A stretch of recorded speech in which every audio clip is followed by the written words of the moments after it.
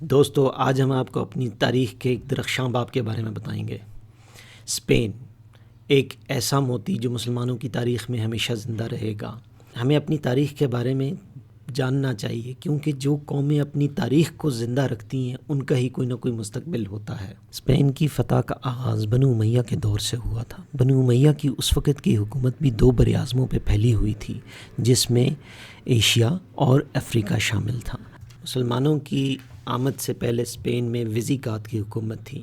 ان کے آخری حکمران کا نام راڈرک تھا، لیکن 200 سال کی اس حکومت کے دوران حکومت کے اندر کمزوری اور انحطاط کے وہ تمام آثار نمایاں ہو چکے تھے جو کہ کسی بھی سلطنت کو توڑنے کے لیے کافی ہوتے ہیں۔ آدھی سے زیادہ رعایا غلامی کے سخت پھندوں میں پھنسی ہوئی تھی۔ ریاست کے چھوٹے بڑے جاگیردار اور زمیندار غلاموں سے کاشتکاری اور زراعت کا کام جانوروں کی طرح لیا کرتے تھے، اور ذرا سی خطا یا حکم عدولی پر نہایت بے رحمی سے قتل کر ڈالتے تھے۔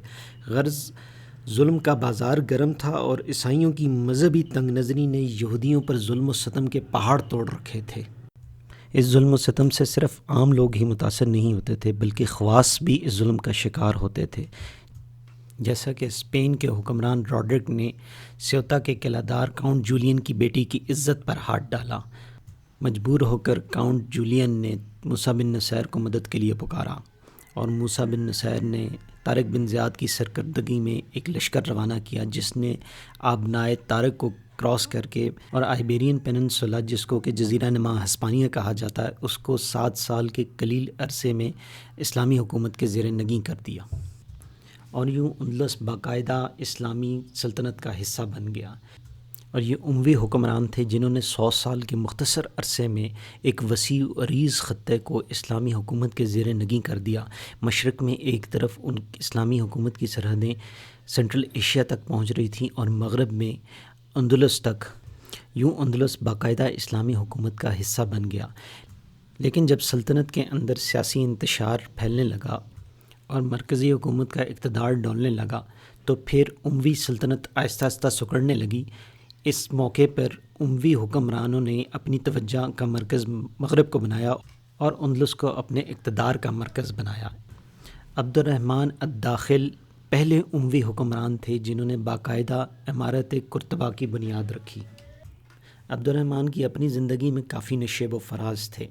ان کی پیدائش ایک شہزادے کی طرح ہوئی اور موت ایک بادشاہ کی طرح ہوئی، لیکن درمیان میں انہوں نے بہت مشکل ٹائم بھی دیکھا۔ وہ ٹائم بھی دیکھا جب یہ نان جویں کے محتاج ہو گئے، جب اقتدار ان کے خاندان سے نکل گیا اور یہ چوروں کی طرح اپنی جان بچاتے پھر رہے تھے۔ ہر شخص ان کو ایسا معلوم ہوتا تھا کہ جو انہی کی تلاش میں ہے۔ ایسے موقع پہ یہ ملک شام سے نکلے اور افریقہ سے ہوتے ہوئے اندلس میں پہنچ کر اپنے اقتدار کو مستحکم کرتے ہیں۔ عبد الرحمن 756 عیسوی میں اندلس میں داخل ہوئے۔ ان سے پہلے جو حالات تھے وہ ہم نے تھوڑی دیر پہلے بتا دیے، لیکن عبد الرحمن نے اپنے دور اقتدار میں بہت ساری اصلاحات کیں۔ انہوں نے سڑکوں کا جال بچھایا، ان پہ کاروان سرائے بنائے، اور جگہ جگہ پہ چوکیاں مقرر کیں، جس کی وجہ سے تجارت کو بے پناہ فروغ حاصل ہوا۔ اسی طریقے سے انہوں نے دریاؤں کے ساتھ بہت ساری نہریں نکالیں، اور بہت سارے صنعت کاروں نے اور ہنرمند افراد نے جو نئے نئے طریقے دریافت کیے تھے، جو دوسرے ملکوں میں اور اسلامی حکومت میں استعمال ہوتے تھے، وہ یہاں پہ استعمال کیے، جس کی وجہ سے زراعت میں بھی بہت زیادہ ترقی ہوئی۔ عدالتی نظام کو بھی مضبوط بنایا گیا تاکہ لوگوں کے مقدمات فوری طور پہ حل ہو سکیں۔ اس سلسلے میں جگہ جگہ پہ مختلف قاضیوں کی عدالتیں قائم کی گئیں جو لوگوں کے مقدمات فوری طور پر حل کرتے تھے۔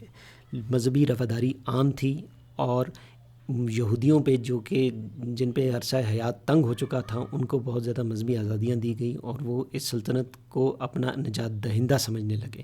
ساتھ ہی مسلمانوں کی مذہبی ضروریات کا خیال رکھتے ہوئے عظیم الشان مسجد قرطبہ کی بنیاد رکھی گئی، جو آج بھی تعمیر کا ایک نادر نمونہ سمجھی جاتی ہے۔